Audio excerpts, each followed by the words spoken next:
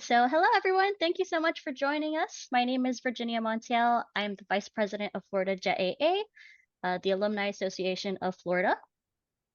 And today we have a wonderful treat for you. It's a career development workshop where we'll have a wonderful set of panelists talking about what the job landscape is in Florida and Japan.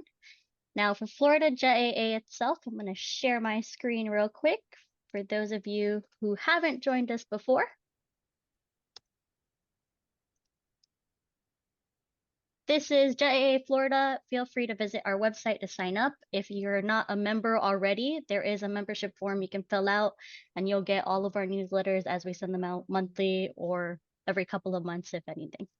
And we do different activities across the state of Florida. Because it's so big, we do have representatives throughout all the different regions of Florida, Miami, the Orlando area, the Pensacola area, Jacksonville, Tallahassee area.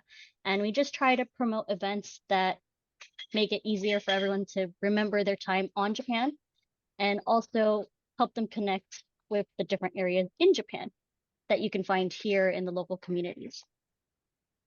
And before we go on, I do want to share an opportunity. So I was a Nagano Jet from 2016 to 2020, and I currently work at the Consulate General of Japan in Miami. And we do have an open position for a social media coordinator. So if you are interested in applying, please check out the Consulate General of Japan in Miami's website, and it is on there. Thank you so much. And I'm going to turn it over to Jessica. All right, let's see. Hello, everyone. So glad you could join us tonight. My name is Jessica Livingston. I'm the Executive Director of USJETAA. I was a Hokkaido Jet from 2003 to 2006, which now sounds like a very long time ago. I have spent the last 20 plus years engaging with and serving the US, Japan, and JETAA community. For those of you that don't know, USJETAA is actually a nonprofit. We're a national nonprofit with a mission of strengthening the US-Japan relationship and through providing opportunities and support to our extensive JET alumni network, which is now actually 40,000 strong. So it's quite a large network. We do have some upcoming career, oops, sorry, my screen just disappeared on me. Hold on a second. Let me just move this around. Okay. We do have some upcoming career events at USJETAA. Actually, next week, I think, on March 7th at 7 p.m. Eastern Time, we're going to have an event called Recharge. And that's focused on supporting those who are pivoting into a new space or trying to figure out how to integrate their JET or Japan's experience and interest into their current position that they have now. And then on March 19th, we'll be hosting, same time, we'll be hosting an event that's focused on providing guidance in some key areas to build your career. And we'll be covering digital profiles, mostly LinkedIn, salary assessment tools, the Japanese corporate landscape across the United States. We've got someone who's going to be doing resume reviews, so you can sign up for one of those, and also someone talking about mind hacks to approach the job search. And all of this will be happening in a format that allows for small work networking as well. So I'll post the registration page for that in the chat as soon as I get the chance.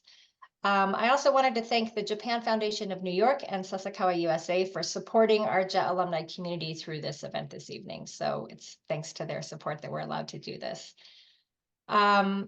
For the event flow for this evening, if you have questions along the way, please post them in the chat and either Virginia or I will bring them to the panelists so that we can integrate your questions into the discussion. So I am going to introduce our speakers. We have Corey Halleck with us tonight. Corey was a Hokkaido Jet from 2007 to 2008, and she's worked with Japan-related nonprofits for nearly 20 years now. Currently, she's the president of the JETAA Florida chapter, and she's also the founding director of the Japan America Society of Miami, South Florida. We have Takeshi Yamagishi, who is a manager at a recruiting firm called Quick USA, who is also a sponsor of USJETAA, and we're very happy to have him here. He's a career consultant. He grew up in the Inaka of Ishikawa-ken, and his life basically took an unexpected turn when he met his first JET ALT at school. This relationship inspired him to travel beyond Japan's borders, and after becoming a JTE who worked with jets in Japan, his career changed course, and now he lives in Dallas, Texas, and he works with Quick USA. Then we have Sahai Wright, who was a Nagano jet from 2015 to 2017. She started her post-jet career at a Japanese manufacturing company in Georgia. And she's also worked in HR. She's also been a recruiter. And she finally discovered her true calling and is now a career coach at Georgia State University's Robinson College of Business. So I am going to bring all these people onto the screen with me and let them introduce themselves a little bit further. And while I'm doing that, I'm going to put a poll in the chat so that we can figure out if, great, it's already there. Yeah, we put it, So yeah. people are already answering. Yay, good. So we can sort of help guide the conversation depending on what the results of this are. So I'll have you all introduce yourselves. I will hand it off to, gosh, it's so hard to choose. I'll hand it off to Corey to start with. Thanks, Jessica. And so as Jessica said, I'm Corey Halleck. I'm the president of Florida JETAA. I work with Virginia. And I have worked in US-Japan nonprofits for quite a long time now, but like many jets, my career was not a straight path. I started off studying languages, went to the JET program, went to law school, practiced family law for several years, had my own practice in Fort Worth. And then got a job at Japan America Society of Dallas Fort Worth, and that sort of really shifted my focus. And since then, I've been pretty involved in many Japan-related nonprofits. And I'm actually back in Dallas right now, wrapping up my term, serving as interim director at Japan America Society of Dallas Fort Worth, of which Yamagishi-san is also a member. So I understand the crooked path. I've also done, been trying to write and self-publish. So I've done many things, and I'm happy to answer questions about nonprofits, law, writing, other things like that. So looking forward to the talk. Okay, thanks, Corey. Thanks for giving us a little more context. Yamagishi-san, would you like to go next? Hello, everybody. I'm Takeshi of Quick USA. We are an official corporate sponsor for JET alumni. We are supporting all of the JET alumni to help the guidance about the career and then other than that as well. So I am the father of two daughters. I have a 5 years daughter, 10 years daughter, and I grew up in Ishikawa until I was 15. And since then, I moved to Spain. And after that, working in Spain or working in Japan, now somehow living in Dallas. So maybe you might have a question, why he's not Jet? Why you are here? So simple answer is I am very thankful for a JET program. The reason why is JET program changed my life because I grew up in small town in Ishikawa, so there was no foreigners at all. And when I was in the junior high school, I just met with a JET teacher the first time for the foreigner. I was like, wow, what is this? Touching it, and then so it was big surprise for me. Like, wow, in the world there are so many different things. So meeting with a JET teacher helps me a lot to open my mind for the foreign countries. And after that, meeting another JET person who works for CIR make me think about not only English, but for the Spanish country as well. So that's why I moved to Spain. And then now I'm happily living in Dallas. But thinking about the past, I think those two JET teachers changed my life. So this is kind of course, I work for the recruiting company, but also for my personal reason, I want to give it back to the JET community because I'm very thankful for that. So that's why I'm in here, and I'm very excited to talk with you all. Thank you, Takeshi. You have such a great story. I love it. Last but not least is Sahai. I'll let you introduce yourself a little bit more. Yes, absolutely. I think many of us feel like the JET program changed our lives, and Takeshi-san, I agree. JET program changed my life so much so that I also wanted to give back to the JET community. So hello again, everyone. My name is Sahai Wright. I am actually the secretary for the Jet Alumni Association of the Southeast, which the hub is in Atlanta, Georgia, but it covers the surrounding states, North Carolina, South Carolina, and Alabama. And as Jessica mentioned in that wonderful introduction, after the JET program, it took me a minute to find my footing too. I actually had like a short stint in hospitality because I thought I wanted to work at a hotel, but another opportunity opened up and it was with a Japanese manufacturing company. So spent some time there in HR and recruiting. And then I realized I wanted to be on the other side of that, which is really my jam, my passion is helping job seekers really find like jobs that they're interested in and passionate about, because I had a career coach that helped me do the same thing, which is being a career coach. So I work at the Robinson College of Business at Georgia State University, and I am a career coach and employee relationship manager for all of our MBA students and specialty master students. So looking forward to chatting today. You can ask me all the questions. I love questions. Perfect. Thanks so much, Sahai. So you all can tell we've got a great group of presenters here. They come from varied backgrounds, but I think the most important thing to point out is they've all been in your shoes. We've all been in your shoes.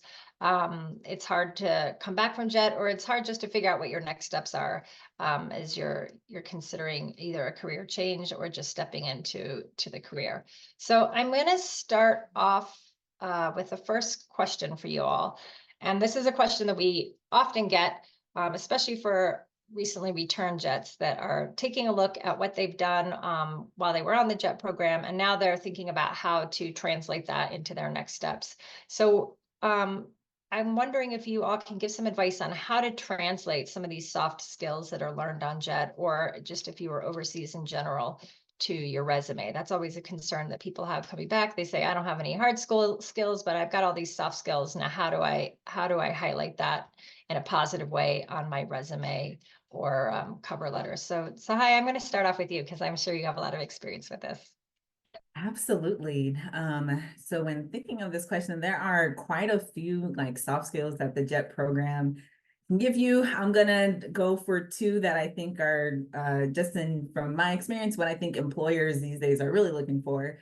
The first one is cross-cultural communication, because a lot of companies have like diverse initiatives, and they're global companies. So to translate this cross-cultural communication on your resume, you might highlight your ability to like communicate effectively with diverse groups, or emphasize your experience working in multicultural settings, which is like the Japanese school you were working at, and your proficiency in navigating like cross-cultural interactions, which we all did daily, either as an ALT or even a CIR, just like navigating in Japan.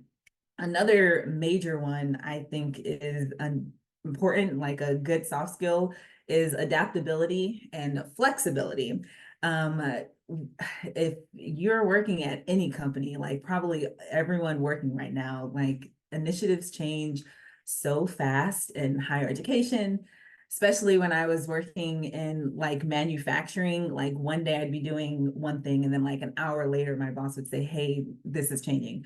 So adaptability and flexibility is something that I learned with the JET program. We probably have those times when we had a lesson plan, and then our JT was like, I'm sick, I can't come into class, can you teach the class? And it's like, look, gotta be flexible. So to translate that to your resume, you might want to describe how you successfully adapted to a whole new environment and demonstrated that flexibility in response to changing circumstances during your time on the JET program. When you're doing this with the either cross-cultural communication or adaptability or flexibility, you want to provide concrete examples. And if anyone has ever heard of the STAR method, stands for situation, task, action, and result. You kind of want to make sure that bullet point on your resume is written like that. Don't just give me the job duty, but use like action verbs to explain like what actions did you take and what did you achieve and what were the results of those actions too. I'll stop it there, but. That's great. I think something that's really important to remember too is when you're sort of selling yourself, which you're often doing, once you get to interview phase, Mhm. is that soft skills are not something that you can really teach someone. Hard skills certainly are. Like you can go and get a certification or, learn the processes that this company uses or runs with. But nobody can teach you these things that you have learned on JET. That comes from life experience. And so don't undersell that. It's actually quite valuable. All these things that Sahai pointed out, flexibility, adaptability, all of that it's really, it's invaluable. Absolutely. Corey or Takeshi, do either of you want to jump in here? I'll let Takeshi go first. I think he's a little bit more expert in this area. Okay, so about this, other than Sahai, and if I would add for the soft skill, I think you might can enhance from JET is, as of my understanding, for a lot of JET program, there's not specific like manual, there's not specific like curriculum in there. So most of the JET teachers or CIR person who has experience in there, is a lot of time they just let you be there. You figure it out. So you had a lot of a situation like you have to survive in there. So you have a survival skill, initiative. You create the solution by yourself. So that is kind of a skill which is very important because most of the Japanese company who is coming to here in US market is they are also trying out to open the market in here. They are also trying to create their team, but somehow, but also it's always try and error. So they really appreciate the availability of like understanding the situation and then try and error is okay. And then survival, just try it out. What you do, initiative, those skills is a very important skill for most of the Japanese company. So I think that soft skill is very important. And other thing is not a skill, but I just want to explain one thing is at the early stage of your career, like when this is early stage, this is the end of the stage of your career. At early stage, a lot of company always look for the hard skills more than soft skills. So at the beginning of your career, maybe you struggle about the passing document screening or the interview, but it doesn't mean that the soft skill doesn't matter. At the end of the career, a lot of company, because hard skill, of course, you may have hard skill if you have this experience, but they start focusing on more for soft skill. So as Jessica said, soft skill is something that's very difficult to run, and it's not something, if you get this title, you get this hard skill, but you will not gonna get that soft skill. So what I want to get let you know is like if you have those soft skill, it will for sure gonna be valuable as long as you get more career stages, and it's gonna affect you a lot in the future. I think that's so true. I'm going to build on what Takeshi was just saying. We just have been going through a hiring process in Dallas, the society here, and I think a lot of the feedback we got with our partners who are Japanese companies and the Dallas Japanese Association, which supports a lot of the expat business workers here, was that they really valued even just in their extracurricular enrichment activities, having people on our staff as a nonprofit who had cultural competency, that was really, language you can get around. Cultural competency is a much bigger barrier. So not everyone is necessarily going to end up working for a Japanese company or in the US-Japan space. But I think, if you are looking at that, or if at some point in your career, that is a huge advantage. And it's not even a question of, kind of being an insular in-group, out-group. That's not really why I think Japanese companies care about that, or Japan-related nonprofits. It's really just, it is so hard, as we all know, to be a foreigner living in another country, navigating day to day in a workplace through a language and culture barrier, and anything they can do to give people that support and that understanding is just a huge boost for these folks that are just, trying to be engineers or, build cars or whatever it is. So I don't think that can be underscored enough. Some other things that kind of came to mind as far as soft skills, I think from the nonprofit perspective, especially, but maybe others, as JETS, we worked both in small groups, which working in small workplaces is its own challenge. You're on top of each other. You can't get away from each other. You're all in each other's business, having to wear many hats and really work closely together. And so JETs have the advantage of they've had to work very closely and, you know, in small groups of teachers, but they've also are great public speakers. So they've had to give speeches in front of schools on, you know, I don't know about you guys. I got there to my school and it's like, congratulations, go introduce yourself to, you know, a couple hundred students on the fly. Or, hey, there's somebody that wants to interview you for TV, surprise. So, you know, we have this wide range of, we can work with the small group, we can be autonomous, but we can also deal with a classroom of children and have that public speaking skill. And I think that's really like a very valuable balance. And, you know, not everyone, some of us, we prefer one of those over the other, but I think you should definitely, you know, share those experiences because at the end of the day, as Takeshi was saying, working with people is the most important thing. You know, you can't work on a team without having the ability to communicate. And to kind of build off what Sahai said, I think even in addition to that cross-cultural communication, I think just generally communication, full stop, you know, even if you don't have that culture barrier, there are so many times where we learn because we were language teachers to anticipate where the miscommunications might be happening. We really learn when people think they understand, but they don't. We're much more in tune with that because we've been trying to really pay attention to see if we've been understood. And that translates to, you know, the marketing person talking to the engineer and then like they're, you know, not on the same page. And so I think just that, I don't know what the exact word for that, Sahai, would be, but just generally that kind of translating between sectors or something. Oh my gosh. And I had it, and when I unmuted myself, the word left my brain. Goodness. Now I can't remember, but I know exactly what you're talking about, like kind of translating those like industry terms or whatever for like an engineer to a marketer. Like basically being a liaison almost. There you go. Yeah. I think, Corey, your comment about cultural competency was really important. And actually, all JETs have cultural competency, right? Like we've all have this understanding of how Japan works. And to be quite honest with you, like that was one of the things that I think allowed Takeshi to really promote our community to his company is, you know, we're this community full of people that have all these cultural competencies.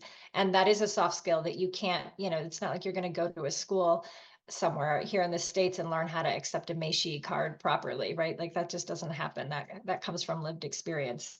But along with knowing, you know, how the Japanese culture works, now you also have experience just navigating a whole different culture. And that can be translated or transferred to so many other experiences as well. Like not even just the Japanese culture, but now you understand how to approach and navigate, you know, how to step into navigating other cultures, whether they're domestic cultures here in the United States or whether those are global cultures. So I just think, you know, sort of keeping your idea of that expansive and not just thinking of, oh, I only know how to interact in US culture and Japanese culture. That's not really true. So don't sell yourself short on that. You know how to step into a whole different culture, no matter what that culture looks like, and figure out how to navigate that.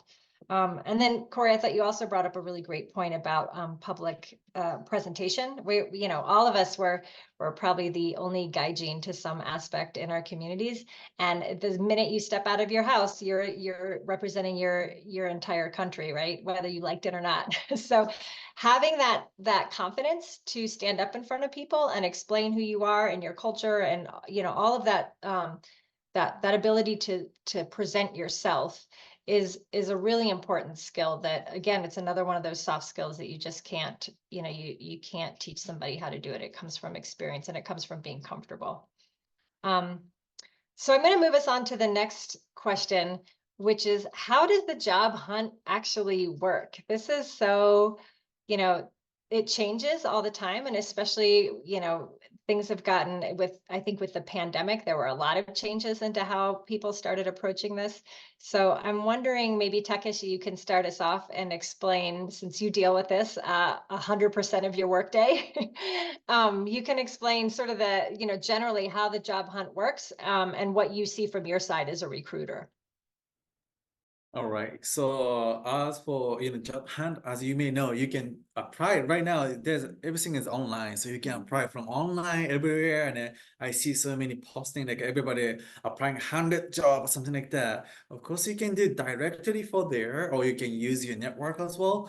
But one of the things from my standpoint, and I can give the advice is use some agent like us, like a recruiting agent, and then I just want to give you some idea why and what's going to be an advantage using it is like because we are not the person who is just throwing the resume to the company. We are the one who is having the connection with those company, those and HR. So we understand what is their company culture. We understand what is their future plan of the businesses, where they want to go, and then we know their preferences. And after that, we find some candidate and we try to match both culture-wise and about experience-wise as well. So when we introduce to the company, we put our reference letter as well. So it's not just your document, but all those like a skill set, like which is very difficult to explain it, not only in resume, but we listen what do you do, what you can do, what do you want to do. We added on all of those value and then submit to the company. So even they have like hundreds of the application, but we sometimes we could be put you on the list, first person on the list to look for that as well. So I don't mean like this is the only choices you have, of course you can do everywhere, anything else as well, but using asking for the agent for help helps a lot for those reasons as well. And the other thing is when I talk with the JET alumni, sometimes it's very vague. What do you want to do? And what kind of a job you want to do, especially when you're back in there. So speaking with the agent like us, it helps you a lot to understand who you are, what do you want to do. Like a lot of the time I had like I want to do some Japan related job. But Japan related job is very vague. You want to use Japanese, or you want to work in Japanese company, or you want to work for something which gonna present Japanese culture, or there's so many different things. So talking with us sometimes it's gonna help you to understand again what is your priority, what do you want to do, and that way, for example, we have like a 5 things which you want to achieve in the future. Okay, then maybe this position, maybe you can achieve 2 of them, and then maybe this one's later or something like that. So it's gonna help you to organize what you're thinking and what you can do, what you want to do. So I think that is one of the job hunting that might be helping, especially for some JET alumni recently back from Japan. That's so great. I think not a lot of people think about using job recruiters. It's usually not the first place that people's minds go here in the United States, but it really can be a valuable tool for you to use as you're figuring it out. And I always like to think that like recruiters and career coaches are almost like therapists for your professional life, right? Like you're trying to figure out what to do and what your values are and where to go from here. And they can really help you just sort of think about it a little bit more deeply and ask some questions and just be a sounding board for you so that we're none of us are going to make the perfect decision every single time in our career trajectories, right? Like, it's a squiggly line. You end up going all over the place. But it's really nice to have somebody help guide that process. And I know, Sahai, you do that for a day job as well, too. So maybe you can talk about it from your side. Yeah, yep.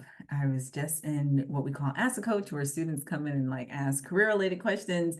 And I actually was working with a student who is a like data analytics student. They're like, I just want to, like be able to utilize like my degree. And it's like, okay, well, like, where do you want to work? So to Takeshi's point, like having an understanding of the type of role you want to do and the type of company you want to do that at will be very important and like beneficial to even before you begin the job hunt, or else you're just kind of going aimlessly about it. Another thing he mentioned, which I would agree to, is like utilizing an agency to like someone like Takeshi, who you can, like Jessica said, kind of talk to them like your career therapist and let them know what you're trying to do, and like they can help you and like make it from a zigzag to more of a straight line into helping you think about the type of role you want to do. I know in the US, the way we tend to do job search is like first job seekers will just, submit their resume to like every job online. But you might find that that isn't really giving you results. And you're thinking like, I just applied to 1,000 jobs in like 1 month, but I haven't gotten anything, right? Typically, recruiters post job postings and they get so many resumes. So that's the last thing they want to do is go through resumes. But a company would rather first start from hiring from within and maybe using a source like Takashi, who's like building connections with people already, and they probably trust him to bring good candidates. Or if you've previously worked at that company, then that company kind of knows who you are. A recruiter or a company might go through their network, then they'll post a job, and then the last thing they'll do is like go through the resumes. But job seekers are doing the reverse of that. They're putting their resumes out there first and going through the job posting. Maybe they'll ask a friend who works at that company, and then maybe they'll finally go to an agency. But if we know that companies are doing the opposite of that, that's what you want to be doing. So I would say that building relationships at the companies you want to work at and connecting with people at those companies who have the job title that you want would be more beneficial for you. So then when a role opens up at that for the role that you want, your friend who now because you've been building a relationship would say like, oh, I know Sarah, like she'd be great for this role. Let me get in touch with her. Hope that made sense. Yeah, that did make a lot of sense. And actually, I'm gonna skip over to the next question, which is directly related to this. And the question is, what is networking and how does it work and what's the value, right? We all know that we're supposed to be networking, but I think if you haven't done it before, it's really hard to understand what that means and how it actually functions. I know when I first came back from JET, I was like, okay, I got to go out and network. And so I had these like all these little Meishi printed up from Vistaprint, and I just took them around. And I was like, I'm just going to pass these out and ask for jobs. That was the worst way to network, right? Like you can't just pass out your Meishi and ask for a job. That's not the way it works. Exactly. So, that's like going to a bar and like tapping someone on the shoulder, like looking at someone, tapping them, hey, will you marry me? You're asking for like a long-term. oh, we lost the high, but I think she was going to say a long-term commitment when really you need to be building a relationship and just sort of stepping in to meet them first. So I'm going to wait and see if she's able to come back and join us. But networking is definitely a two-way street, right? You have to give before you ask back. So it really, when I think of networking now and the way that I have built my network over the last 20 plus years. It's really extensive now. But really what it comes down to is just meeting really great people in a professional setting and finding out what they do. You're just making friends, but you're doing it in a professional space, right? And the more you talk to people and the more you figure out what they're doing and what they're working on, then it gives you ideas of like, oh, this is how maybe I can connect with them. Maybe this is a project that I'm working on that they're also working on, or there's some overlap in the Venn diagram there, and we can, sort of brainstorm it together. And you're not going out and asking them for a job, but maybe you're asking them to go to coffee first so that you can talk about it a little bit more. So Corey, I'm going to have you jump in and just talk about your experience with it as well. Yeah, I think I had the same experience first in law. I hated going and networking. It was not natural to me when I just got out of law school, and it was after the 2008 recession. And I just felt like here I am I go to these, bar networking things and I just feel like I'm begging for a job, and everyone knows I'm here just to begging for a job, and I'm brand new and have no experience, and everyone can see the newbie, sign on my forehead, and they don't even want to talk to me because they know I'm going to ask them for a job. But it's not the case. One, everyone has been in that situation where they've been new. Two, you shouldn't think that senior people aren't looking for junior people to develop. They need people who are entry level because they don't want to, they don't have time. They're in meetings all day. They don't have time to do those entry level jobs or the mid-level jobs. So they're looking for people at all stages of their career, just like you're looking for, people to help get you into certain positions. So just know that you're never too new to start approaching people and forming those relationships. And they are also, you know, if they're good managers, they know they need to have a pipeline to bring people in. So that, you know, I was wrong about that. And then, you know, two, sort of as what Takeshi was getting at, you don't always know what opportunities are out there. You know, I studied languages. I learned about the JET program from my professor, but I had no idea really about Japan America societies and the sort of soft diplomacy space, even though I was a JET, and even though I actually did do an internship in the summer during college at the Japan America Society in Indiana. I still didn't really have a sense of like, well, this is something I could do for my career and what does this look like? And didn't really know how to take this passion for international relations and you know, not really wanting to go into the foreign service because I felt like that was too rigid. And I just thought, well, I'll go be a lawyer and do some Japan practice or something. And then the economy collapsed and that whole plan blew up. And so now what? So I just kind of got to the point where when I was making this transition, I said, I want to go back to my international relations passion, but I have no idea how to do this. So I thought I'm just going to get involved with these Japan-related nonprofits, and I'll volunteer.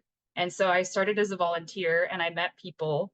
And actually, very quickly, within 6 months, a position opened up, and I was able to join the Japan America Society in Dallas, and you know, change career paths. And you know, again, that I left that organization, and then you know, 7 years later, I was invited back as interim executive director. So like, you have to really think long term about your career is decades long, and these relationships.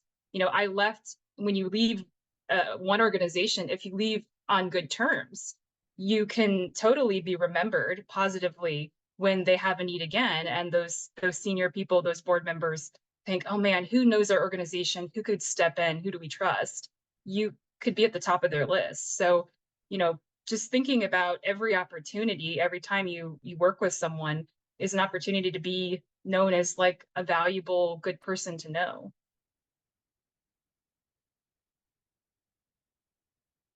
Go ahead, Takeshi. You don't have to raise your hand. You're a presenter.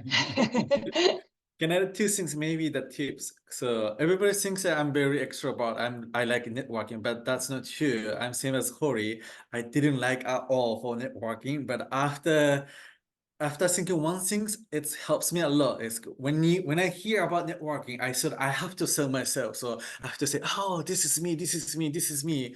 I didn't like it. I didn't ask for somebody, hey, and I feel like I'm taking advantage for that. So I didn't like it. But after changing one thing, so like networking just to meet the people and see what is cool person, like, oh, this person likes this person is like, you don't have to talk about directly what you want, maybe what's your hobby, and somehow you end up being a friend, and that's friendship gonna be like changing you. So thinking about networking when you go some event, like please don't feel like you have to sell yourself.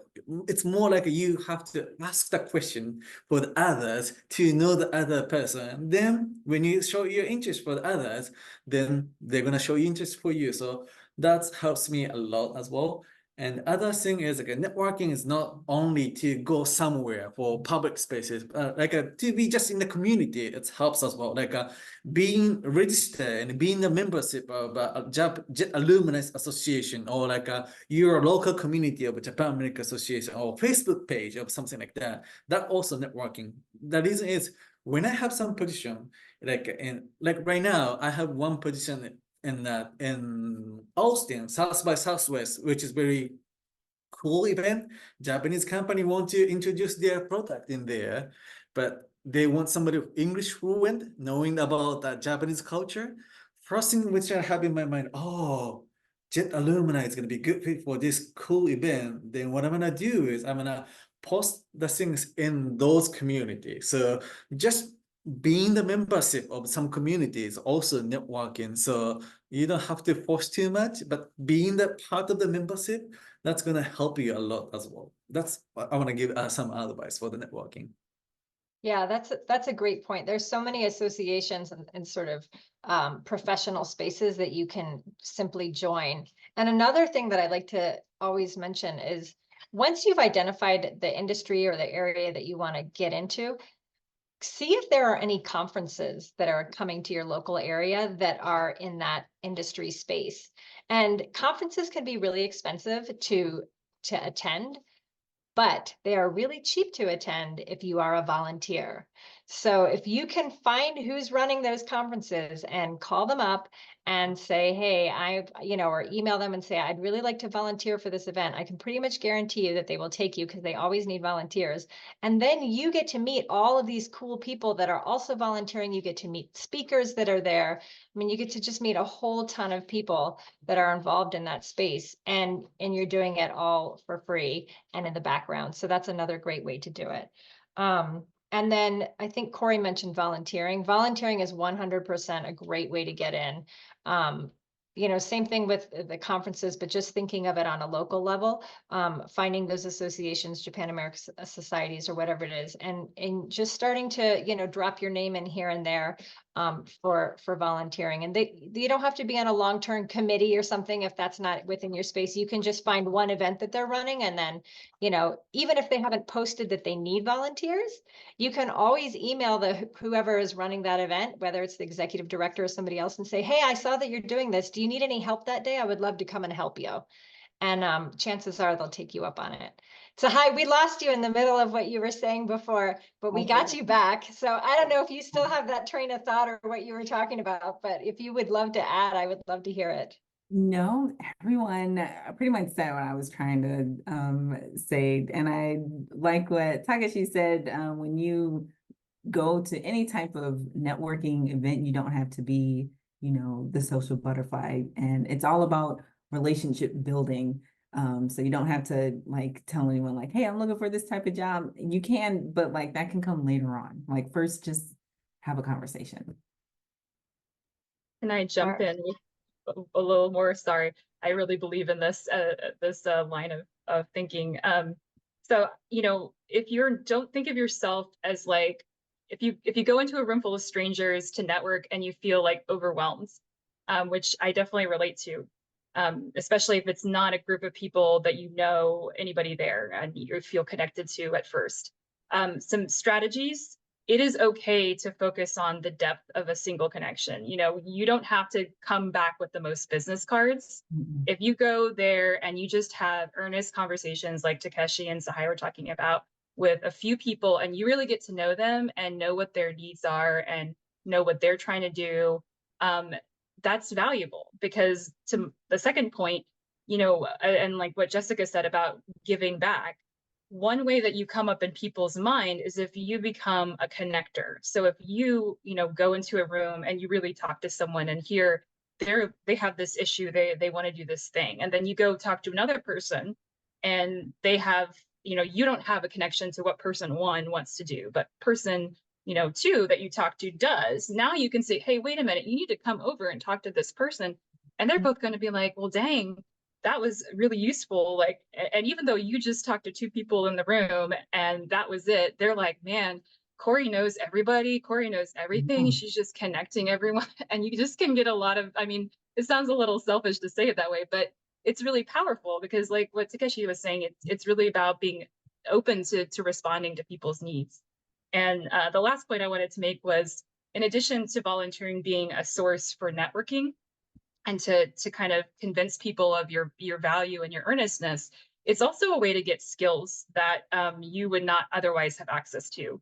So, if you're doing marketing, social media, if you're working with a board or on a board, you're suddenly getting background into bylaws and governance. I volunteered, on a board for many, many years, and that in corporate development and other things, and that really helped translate into getting me, some other positions that were more senior because I had volunteered my way through those skills. And so I think never underestimate that you can show that you have a skill set and you have experience through volunteering in very specialized ways, not just going to an event, which is still very useful, but you can actually volunteer to get some of those other skills. Yeah, that's the long game that we were talking about, right? Networking is such a key piece of this. And an easy place for all of you to start is actually your JETAA chapters, right? I wrote bylaws for JETAA USA. I had never written bylaws before, but I did it on a volunteer basis. You know, there's so many things. I figured out how to set up a disaster relief fund. I did that through JETAA USA. So you know, somebody wouldn't have paid me to set up a disaster relief fund or paid me to write bylaws because I didn't have that experience. But as a volunteer, you know, I'm doing it and I'm figuring it out as I go along, and nobody's complaining, right? Because I'm doing it for free. So I can make as many mistakes as I want, and I can reach out to other people for guidance. But now I have that on my resume as experience that I've got. So using that volunteer space as a way to gain skills is huge. And each of you have a JETAA network that is probably dying to have some volunteers step in and help out with things. And really, you know, just like Jet, it's you can take it where you want it to go. So there's a lot of opportunity there. So thinking about all of this networking and, you know, building out, you know, people in all different industries that you feel related to, how do you take all this and sort of strategically reach your career goals or land a job in the field that you're interested in? And Corey, do you want to take a stab at this to start with? Or do you want me to hop to somebody else while you gather your thoughts? Say that again. What was the first part of the question? How do you? So how can you strategically reach your career goals? Like we're sort of talking about that right now, like using all this volunteer experience to sort of build up your resume or build up your experience base so that you can land a job in your field of interest. But do you have any other sort of additions or words of wisdom to add to that topic? I think, you know, taking a good look at yourself and your resume, you know, most of us kind of know what we'd like to do and what we aren't able to demonstrate that we have, what we don't know, but being really honest about thinking about, you know, if you do have that position that you have in mind, I think you need to really look at what are the steps to get there, right? Like if you're looking like at 40 or 45, I want to be doing this job. Well, normally you don't start at 26 or whatever doing that job. There's a lot of interim steps that have different skill sets, like kind of what Takeshi was saying. So really look at, do you want to do all of those things to get, you know, maybe you would love that job that you can get at age 45 or whatever it is, but do you really want to do all that decade of in between, or is that just really not who you are? And if it is who you are, you know, what is it that you're missing and where can you get it, and be creative about where you can get it, and all of these things that we were talking about. Also be creative in thinking about who you need to sell yourself to, if that's I mean, pretty much you have to sell yourself to everyone at some point in your life, unfortunately, or maybe fortunately, because it's fun too when you finally let go of the terror of being judged. But yeah, I think it's, and I just cannot express the importance of being earnest, to quote a play, I guess. You know, that comes a lot across a lot, and so I think just being sincere about what you want to do, accepting that, you know, that might change, and kind of approaching, asking questions and kind of figuring, finding opportunities, seeing everything as a possible opportunity, and being open to where that can take you, I think is important. As much as strategizing and being kind of incisive, you have to have that flexibility and adaptability that we talked about to really like see, I guess. Yeah, sometimes I think that, you know, when we're thinking about values, it is sort of identifying your own values, right? And that's part of your strategy, is thinking about what's actually really important to you.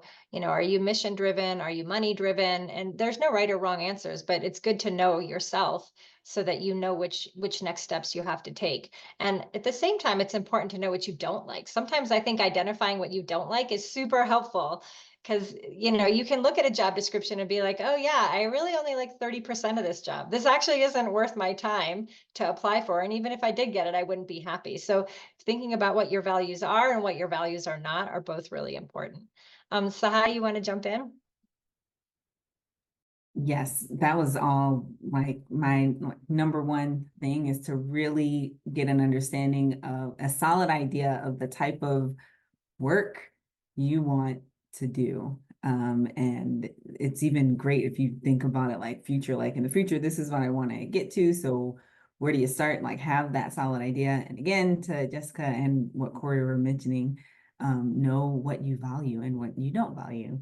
I would also add, once you get a solid idea of what you want, then it's easy to move on to like getting your resume in order. Once you get your resume in order, you can use that to help get your LinkedIn in order, because a lot of companies and recruiters use LinkedIn to find talent.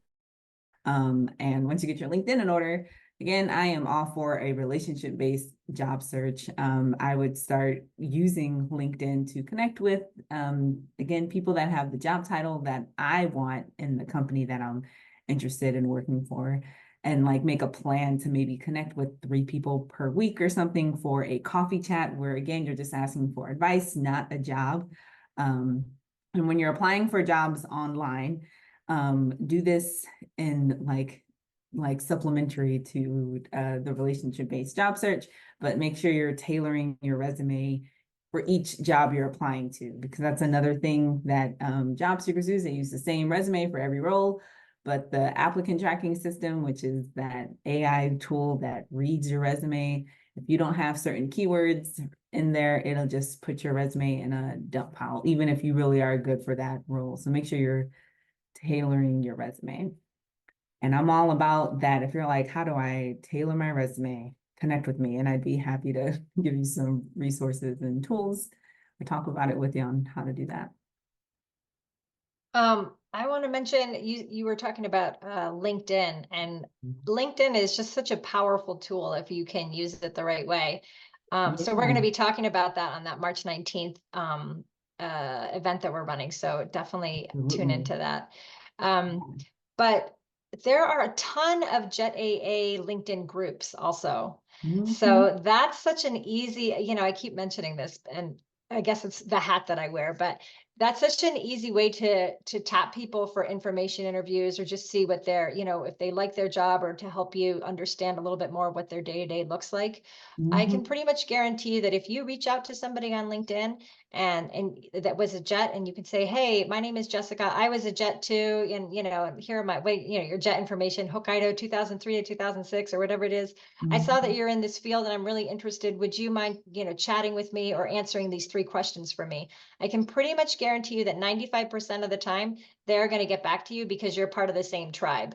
Absolutely. And the 5% that they don't get back to you, like, who cares? Just go on to the next person. There's 40,000 of us. You're going to find someone to answer your question.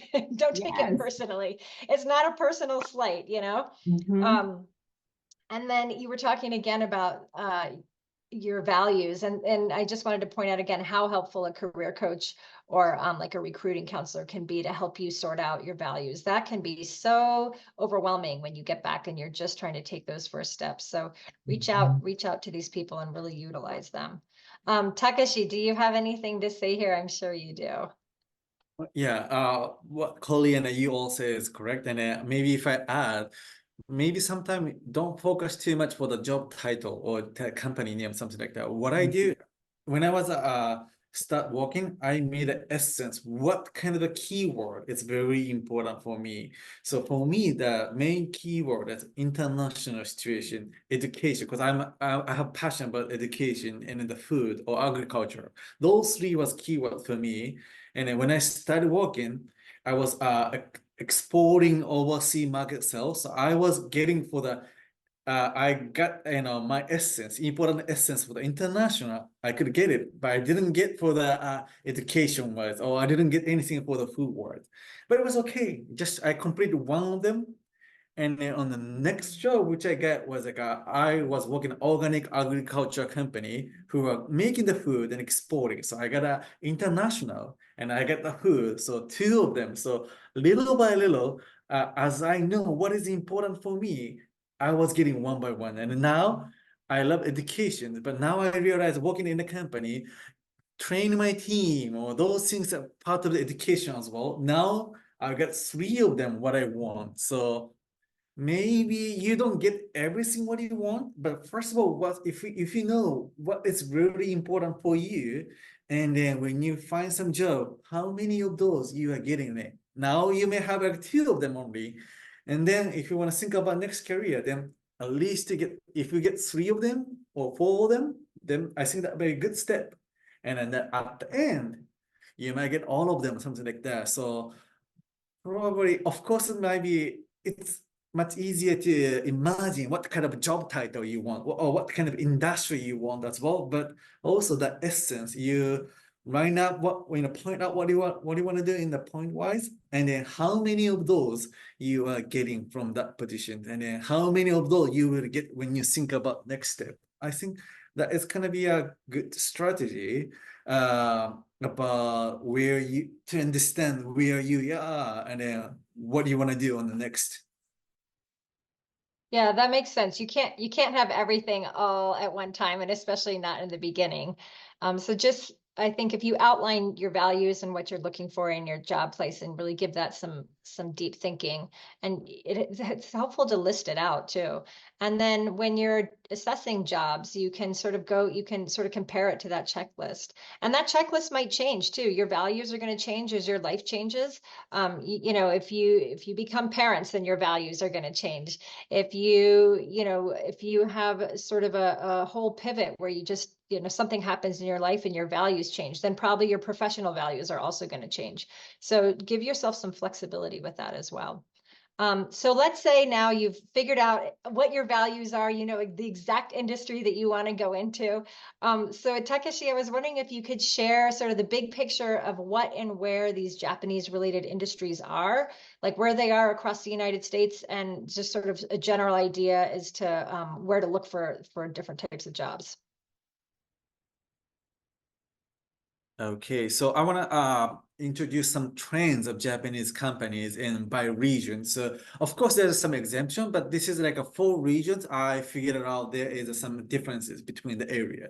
So first of all, the common question was we asked like, hey, how fluent I should be for Japanese to work in Japanese company. So this will be different depend on the area as well. So first of all, for the Japanese level in the West Coast and in the East Coast near New York, in those 2 areas, the Japanese company who are located in those areas still they have a lot of fluent Japanese employees in there. So they require most of the companies still running a lot of businesses in Japanese. So they require a lot more Japanese skill in those 2 areas. So if you are fluent in Japanese, you may be able to find a lot of positions in there. But if you are less fluent in Japanese, might be having a little bit difficulty about the competitions than other candidates.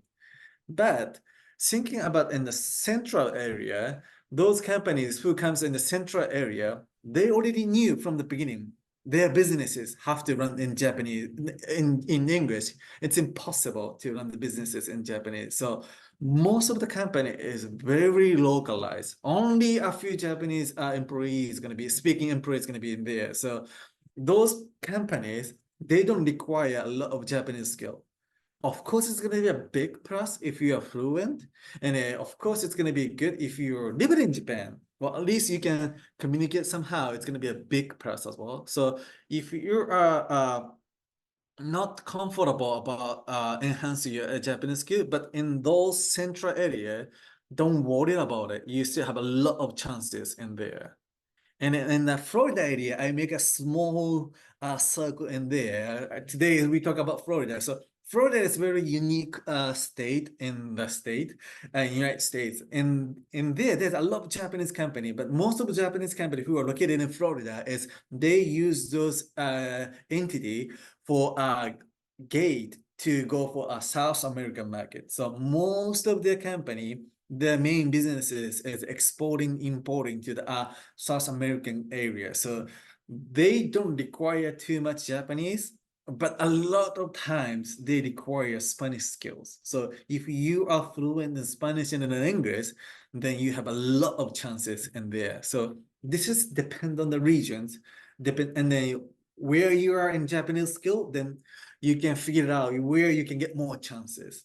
And as for the industry-wise, of course, there's some tendency in there. There's a different mixture as well, but most of the time in the West Coast, if you want to go for game industry, or if you want to go for entertainment industry, or if you're interested in for like Japanese food, like consumer food, candy or like toys, those consumer items, the company tend to be in the West Coast. So if you try to find game industry living in Texas might be very difficult. But if you're living in Los Angeles, there's a ton chances. So depend on what you want industry, might be the more chances where you are. And in East Coast, near New York, there's going to be a lot headquarters of a big company. So if you want to work in the headquarter, big company, corporate things, or trading company, or some media company or marketing company, is tend to be in New York. So if you are interested in those industry and work in Japanese company, then this is the area where you can find much easier to find in there. And in the central, it's most of the time is a manufacturing company and automotive company and a logistic company. So as of my feeling, like a majority of Japanese company, their strong point is manufacturing and automotive. So there's a tons of chances in this area, and there's a tons of chances those company tend to be like accept and entry level because they want to train the employees. So if you are entry level and if you want to start working in Japanese company and have experience some specific industry, if you don't have experiences, there's a more chances in Central. And in Florida, as I said, it's like a more some Japanese company, but more like a trading, exporting, importing, those things. And some of the financial companies that come into Florida as well. So it's like a new trend that's going to be financial things. But other than that, it's going to be more Japanese product and exporting, importing. Those things is going to be in Florida. So that is a kind of a things of a trend of Japanese company by regions, by area. That was super informative, Yamagishi-san. Thank you so much for outlining that. We got a question in the chat, and the question is, Peter says, does the old saying "go where the work is" still apply to Japanese companies with the event of hybrid work? So I guess that means, are Japanese companies generally open to hybrid or remote working, or are they, are they more focused on having people come into the office and be in person still? So what I feel is like for most of Japanese company is less and less for remote. So now new trend is going to be more hybrid. Not many companies are requesting for full time in the office. Maybe at the beginning, first 3 months going to be full time, full in the office. But after 3 months, most of the companies going for a hybrid. So hybrid is becoming like a new standard. So if you live in a different state and if you are very experienced in the industry and if you already have the experience in that position, then there's a chances to negotiate about the remote as well. But if you are trying to get into that industry, or if you are trying to get those positions, and then most of the time it's not gonna pass if it's remote. Mostly like a hybrid or in the office. Can I ask a follow-up question? So on that note, do you see what kind of packages for relocation do you see Japanese companies providing for people that might be moving from Florida or Georgia to another state? So most of the company is very generous for the relocation support as well, because they think Japanese companies think about employees like a family. They wanna see long term, so they wanna treat well about employees for coming who is interested in it. And they really appreciate it, like relocating to come to our area to start working in there. So relocation packages a lot, but most of the time the company which is located in central area, they tend to pay a lot more relocation support than the other area. So East Coast, West Coast, as they already have a lot of candidate in those area already, so they tend to pay less relocation costs because they believe they already have in the area. But in the central area, they know like they have to ask somebody to come to their places to if they're interested. So they tend to pay more relocation support for central area. I wanted to bring something up too. You know, we are all aware that there's a lot of manufacturing in the center of the United States in that central area. And I think people don't always, they have a picture in their mind of what a job might look like, and then they'll immediately sort of dismiss it. Like people think, oh, manufacturing job. I don't want to be on the manufacturing floor, like pulling a lever all day and saying, hi, hi, hi. And that's my only Japanese that I'm using. But there's so much more that goes into that. And sometimes you can't even imagine what the job would actually entail. So keep an open mind. Don't ever say no to anything until you've really explored it. And again, this is where a job recruiter can really be helpful for you, or a career coach can really be helpful for you to sort of explain the intricacies of what the day-to-day might look like. And again, this is where networking and talking to somebody else in that space is really helpful as well. But just don't automatically push anything to the side, because there might actually be some space in there that's really a great fit for the skills that you have and the interests that you have. Corey, I was wondering if you would talk a little bit about Japan, not necessarily Japan related industries, but Japan related organizations that are in that Florida, that are in your Florida area, and what's available to people if they want to jump into that space. Sure. I think there's some slides here to help. So first, just broadly, I kind of want to pitch Japan America Societies and the JET alumni chapters. So this is an overlay that actually Jessica and I created for a JET alumni event of the chapters in the United States and the areas they cover, and the Japan America Societies, those that are just the members of the National Association. And there are many that are not, but there's 35 or 36 that are members of the National Association. So those are very well established organizations. And so you kind of can see if there's one close to you. As Jessica said, these are organizations, Japan America Societies, that JETs feel very at home at. I can say that in the Dallas Association, currently on staff, we have 3 JET alumni, and on our board we have tons of JET alumni. So the mission of Japan America Societies, if you're not familiar with them, they're a nonprofit, and it's a very broad mission of just to connect the people of the United States and the area that they serve to the people and culture of Japan. And that can be through in-school programming, educational programming, festivals, and business networking events, supporting exchanges, supporting international protocol between sister cities. It can be very, very varied. And it's all to get at this idea that, of the soft diplomacy, that peace, collaboration, tolerance start with positive experiences and knowledge and understanding. And those start from origami at a festival for a 5-year-old, or meeting a professor from Japan and that isn't in your industry, these individual connections. And so JETs they've been doing that already, and this is the mission of these organizations. And there are many, many ways to get involved, whether as a board member, Yamagishi-san's company is involved, and it helps his organization. And so there's lots of ways to connect and kind of find different industries that are interested in the space.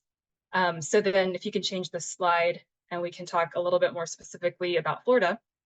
So, I'm in the nonprofit sector, so I just wanted to kind of highlight some of the nonprofits that you could get involved in. Some of them have positions that are paid, but others are just volunteer, or, communities that you can feel rewarded in, because I think the other piece of job hunting, kind of to what Yamagishi-san was saying, you can't always get what you want the first time. So you need to find another place in your life where you can nurture those parts of yourself that and keep those skills sharp, keep that knowledge sharp, so that when you do get the opportunity, you still have been nurturing those skills. And so these types of Japan-related organizations are places where you can grow your network and keep your skills sharp. So in Florida, we've got, starting in, I guess, with Japan America Societies, we have the Japan America Society of Northwest Florida, and they're on the left. And then, of course, the new society, Miami, South Florida.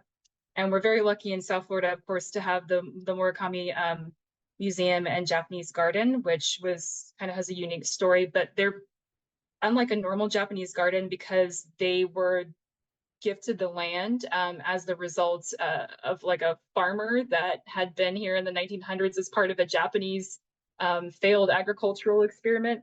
The last gentleman, Murakami-san, gifted his land to the county on the condition that it be used for, nurturing US-Japan relations and kind of memorializing the group that had been there. So they do a lot of great things, and they have a big staff. Actually, I think Virginia used to work there. So that's a wonderful organization if you're in South Florida.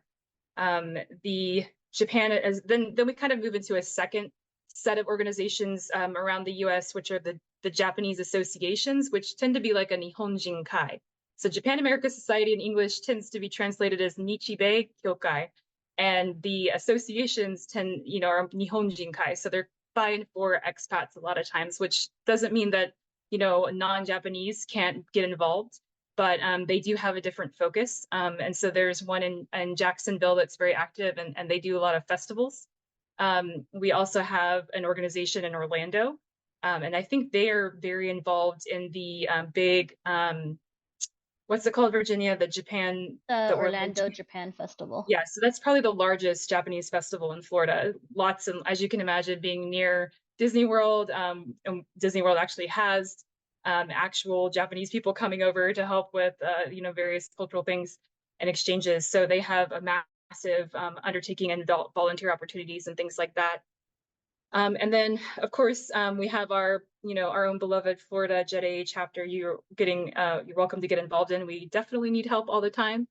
And we have a consulate. We're privileged to have a consulate in Miami, as Virginia pointed out, and there are jobs there, as well as volunteer opportunities. They usually have festivals that they attend throughout the state.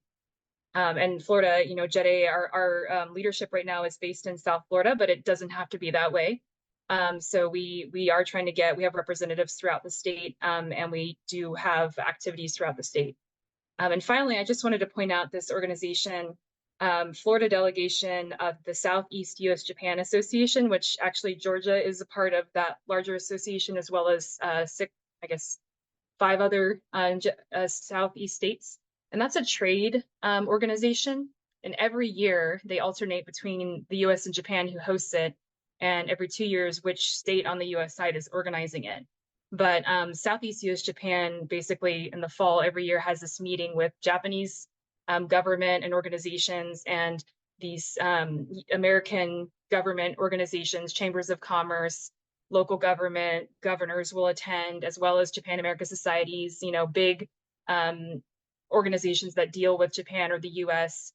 And the idea is this is aimed at foreign direct investment. So people looking to do business across international lines in the Southeast or in Japan from the Southeast. And so this is a really cool way to get a great network, to see what the lay of the land is. There are volunteer opportunities. This is an annual meeting that happens every year. This year it's going to be in South Carolina. And so, that's a little bit of a haul, but if there are any of you who are in that area, I highly recommend trying to see the Japan America Society up there is involved. And so that might be an interesting way to get involved. But in the meantime, there are opportunities to join as part of the Florida delegation every year. So next slide, please, Virginia.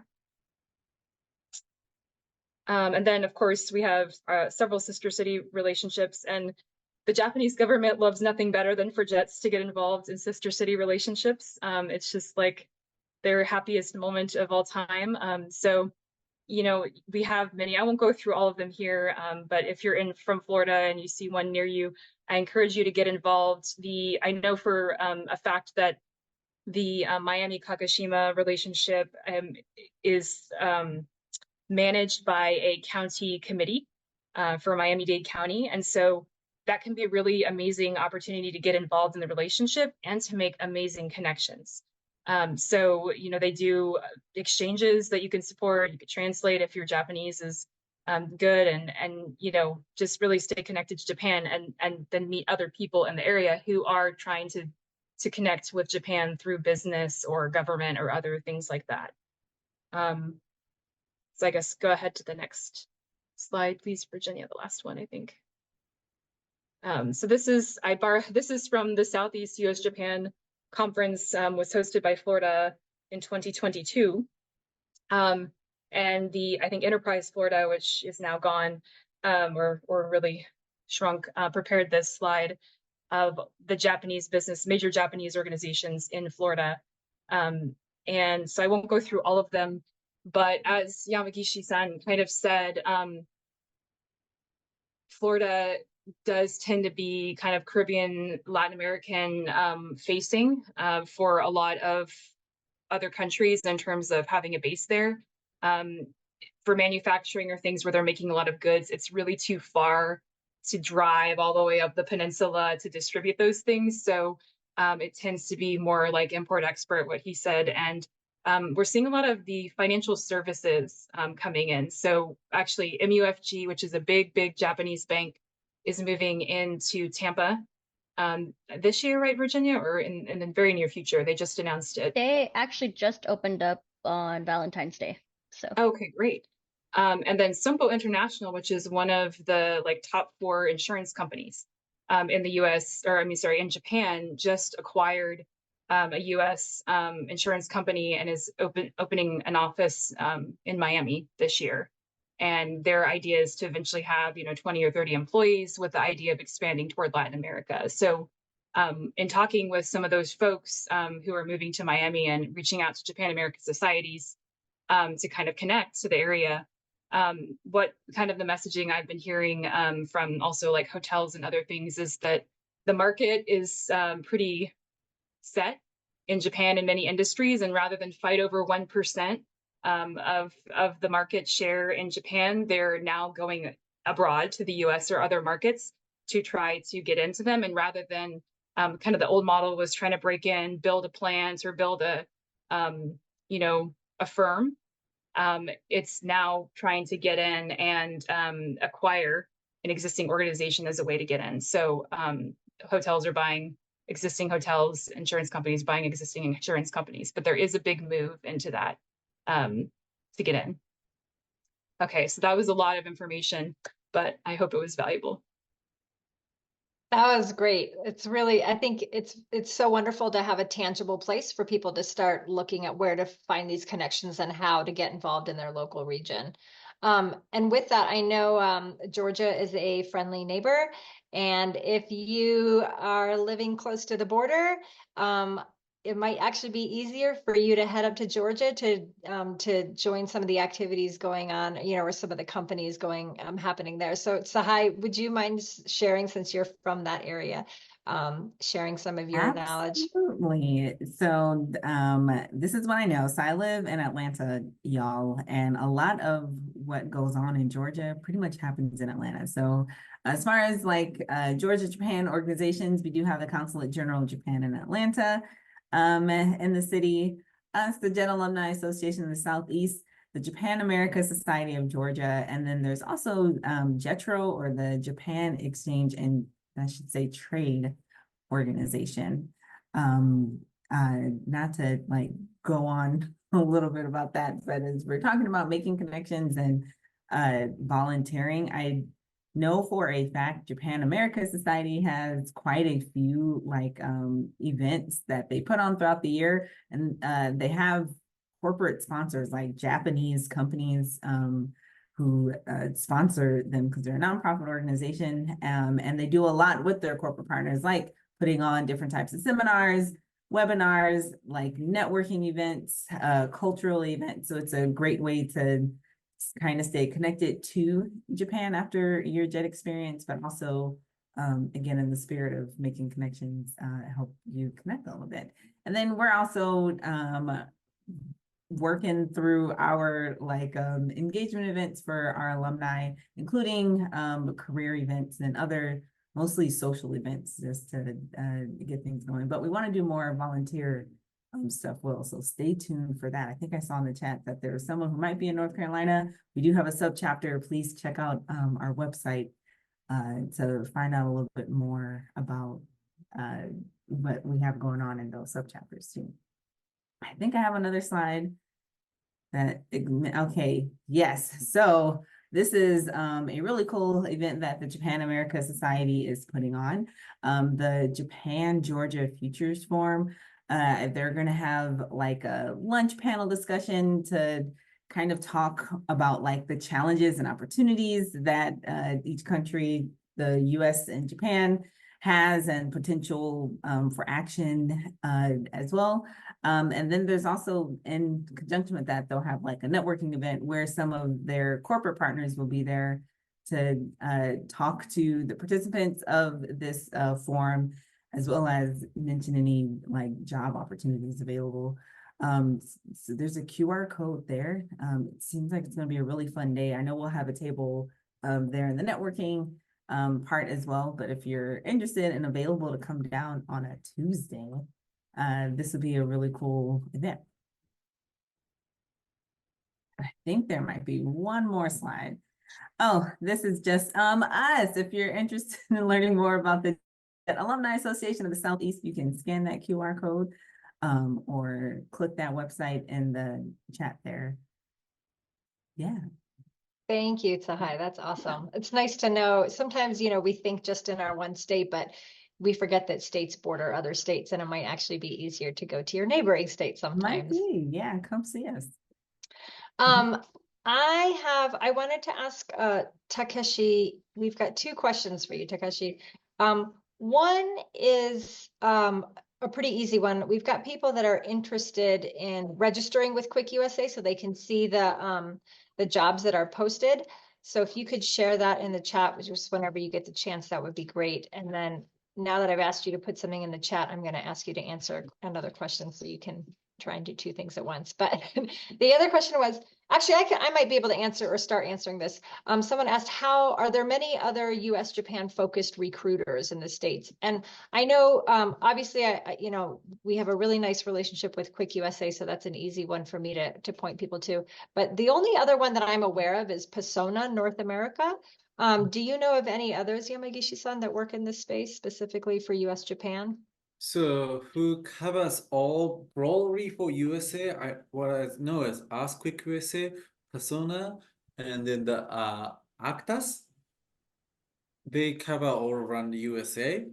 Okay. And there's other different recruiting company too, but they're very specific area as well. So I'm not sure if they cover for Florida, but in Atlanta, there's I think Interesse. Oh yeah, I've heard of Interesse. Yeah. Yeah.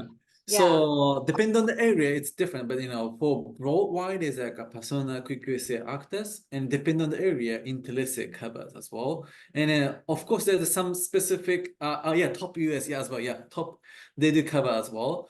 And then other than that, they have a very specific market-oriented recruiting company. But if it's Japan, US, things the major worldwide is those one. Okay, And great. as for newsletter, I think if you go for USJETAA website, there is a career consulting form. So if you sign up for the form, it's gonna come directly for me for the email to me. So I'm gonna set up talking with you, and I'm gonna set up your information to internally in our system, putting your preferences in there. So whenever we have some position which gonna match for your preferences, we automatically gonna share the information for you. So that's Okay, great. Yeah, and I shared that link earlier in the chat, so you can either scroll back up or I'll try and get it back in there if you missed it. So the last question that I wanted to ask you, Takeshi, was we took that poll in the beginning, and we've got about half of the people here are interested in working either in the US or Florida and Japan. So I know that you work in recruiting here in the United States, but could you just briefly explain the best tactic to get a job in Japan if you're interested in going that direction? So one thing, there's two things which I might be able to give the advices. First, the situation right now. So still like after the COVID, the border opening, and a lot of people start applying for the visa. So the visa process in Japan to get a work permit is still delaying. So one of my friend, he applied for visa in August, and it just got approved at the end of the January. So that is a time frame that could be happen. So if you get the offer right now, something like that, please don't quit your job because it's gonna take a while to get the visa. So don't make a quick decision. So wait a little until you know a little bit more. That is one thing I have to share with you all about the situation right now. And the other thing is for the Japanese company who is in US, they are much more open for the interviewing, the web interview, but the Japanese company in Japan, they still want you have the interview in person.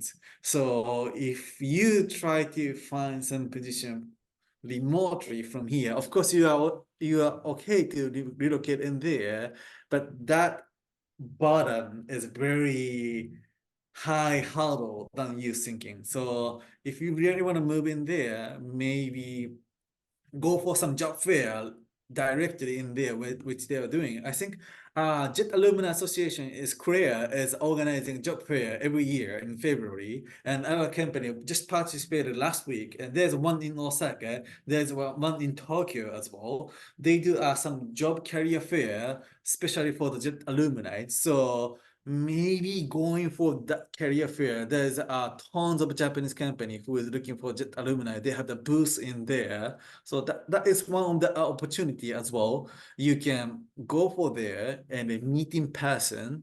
And even you don't have the visa at that moment, but at least you can start. You can be on the start line for getting the job. So that might be one chance. And of course, like persona like us, we have a team in Japan too, so we can pass the information for you as well. But being in there might be a little bit big step than I can imagine. Like that's what I wanna share the situation right now. Thanks. It's nice to have sort of a realistic view of, of what's actually possible. I know so many of us come back from Japan and we really want to head back there as soon as possible. And once your JET visa and your JET contract is done, you're like, okay, what's my next step to get back there? But it's nice to have sort of a reality check so that your expectations can match the situation. We're pretty much at time here, so I wanted to get one final piece of advice from all of our panelists before I have Virginia close us out. So hi, I'm going to start with you. Yeah, my piece of advice, which was kind of already iterated as well, but please get involved with your local Japan America Society, with the JET Alumni Association as well too, because again, relationships are so important when you're like looking for a new job, or if you're stuck in your career. I always tell the students that I work with, like, have a coffee chat, like have an informational interview with with another alumni, because they'll be able to give you some insights. And just make sure that your face is being seen everywhere so that people know that you're someone that shows up. Perfect. Make friends. Make friends. That's basically it. That's it. Yeah. Corey, I'll have you go next. I think I just want to say, of course, when you're job hunting, and when you're going throughout your career in different ways, rejection or disappointment are just, par for the course, and it's really disheartening to get rejected from a job. But I think, to what Takeshi said about what they do to match candidates and recommend them to employers, that kind of gives you the insight that, it's not necessarily a rejection of you as an employee or as a team member. It's not a rejection of you as a person. It's not like we don't like you, we don't think you're smart enough, or gifted enough. It's that based on what we know about how we work and what we need and what we demand from our staff, we're not sure that you're the best fit. And honestly, sometimes they're right. You can go and you can push your way into a job and convince your way into a job, and everybody can be convinced that you're the perfect candidate, and then you can be miserable because of the lifestyle of the job, or the particular way the job is executed, or the structure of the organization, or the hours, or whatever it is. And so just realize that sometimes, I know it's sort of not easy pill to swallow, but rejection is sometimes a gift, because it is people saying, we're not sure that you would be happy here and that you would succeed here. And we all want to be in places where we would succeed. So just remember that, not to get disheartened by that, and that's a learning experience too. And that there is a place that you will find to be successful. Yeah, I can pretty much guarantee that every single person you talk to has been said no thank you to for a job that they have applied to, including all of us here. Like, we don't all have perfect track records, and whoever is interviewing you, they have been rejected from jobs before too. So that's 100% part of the process. And it sounds cliche, but, you know, just take it as an opportunity to go a different direction. You know, and it doesn't have to, I mean, I don't mean a different direction, like a whole different career direction, but just, you know, you just make a little, you just kind of go around that bump and you keep on chugging. So don't take it personally. Yamagishi-san, I'll have you go last. Yeah, the advice which I always give is you are way much more talented than you think. So your experience in the jet and what you experience in there, it's very variable. The only thing if you're not getting the job is just only the piece of the puzzle is not matching. As I explained, the industry which you wanted to do and where you are, or the Japanese level you have, or what did you expected, or like the experience you have at this moment, the experience what they're requesting, or the company culture, even the same position, the company they have and your culture is not matching. So it doesn't mean who you are. So you are very valuable. Only those puzzle is not matching. So please be positive about it, and then just try to figure out the pieces of the puzzle. Like let's start picking the puzzle one by one, and then you will get it there. So please believe in yourself. You are very talented. You already had jet experience, which is very tough one, and then you survived it there. So please believe in yourself. So if anyone's feeling bad, just call Takeshi in the morning. He'll make you feel better. I want to thank our panelists today. You all shared so much wisdom and guidance, and we're so lucky to have you as part of the JET community. It's amazing to see just all the talent and skills that are in our community, and I think we're all part of the same tribe. We all sort of have, you know, a similar way of looking at the world. We're all adventurous. We're all you know, internationally curious. And I feel like it's just such a nice and safe space to talk, you know, have these really authentic discussions. So thank you all for being a part of it. Once again, I want to thank Japan Foundation New York and Sasakawa Peace Foundation for supporting this for our community. It's so important to help people take these next steps. And with that, I'm going to hand it over to Virginia for the closeout. All right, everyone, thank you so much for coming. Panelists, also thank you so much for all your help and all your wisdom. We really appreciate it, Senpai.